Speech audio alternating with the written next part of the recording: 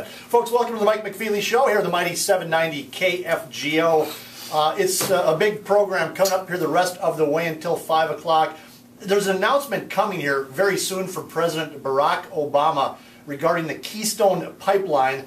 In fact, the news has come out right now that the administration has denied the permit for that Trans-Canada pipeline, so we'll talk about that later in the program. That's kind of the big national news on the docket today. But I wanted to tie in right away on the program today with a good friend of the Mike McFeely Show. He is Minnesota State Senator Keith Langseth, a DFLer from Glendon, and the senator was kind enough to stop by the studios today, so we're going to say hello to him. Hello, sir. How are you?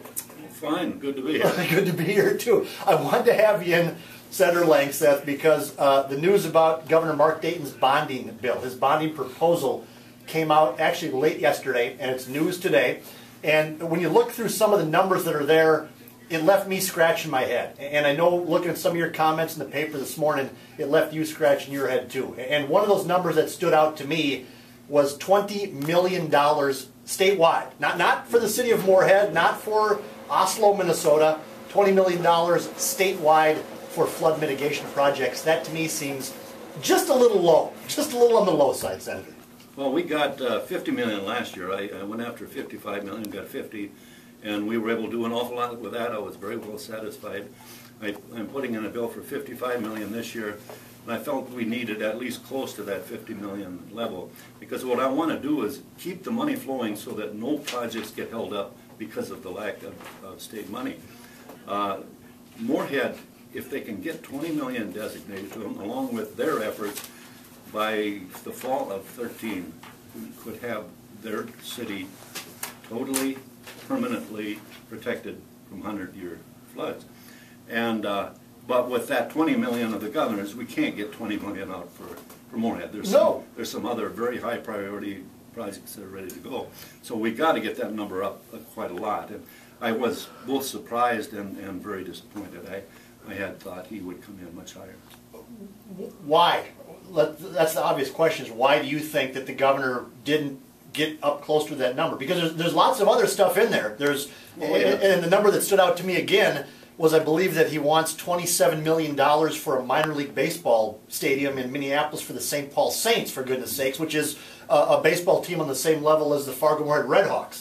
And so when I see that, I say $27 million for a baseball stadium for an American Association team and $20 million statewide for flooding, which is a very serious issue. That doesn't add up to me. What's going on here?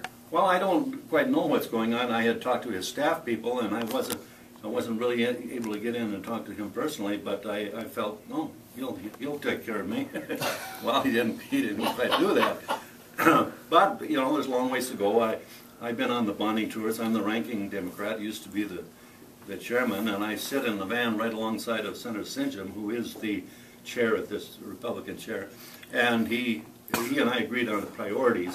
He thought we were too low on higher education, too low on floods, too low on sewers, and too low on bridges, and then some other things that probably weren't as high a priority. So I think we're kind of on the same target there. I think there is some difference in the amount of money. You see, the governor came with $775 million.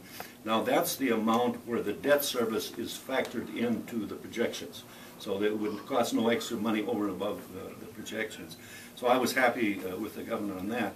Now we're going to have to pull Mr. Sinjum, Senator Sinjum and the Republicans out. They've always got to show that they're cutting government. You know? Yes, yeah. There's a little dog and pony show. But I also know that Senator Sinjum likes an awful lot of the projects.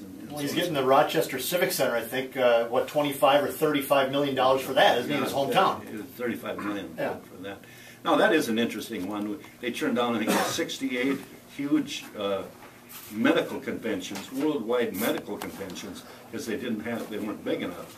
And so I'd like to help them out, not necessarily to that amount of money, but we're turning down, by not building that, we're keeping thousands and thousands of people out of Minnesota from around the world that could come in here. Well, no, the Republicans, as you said, they're always talking about cutting government and reducing government, and we can't. Minnesota's already X billion dollars in debt. And all the latest numbers that came out don't show that, but it's a whole different story.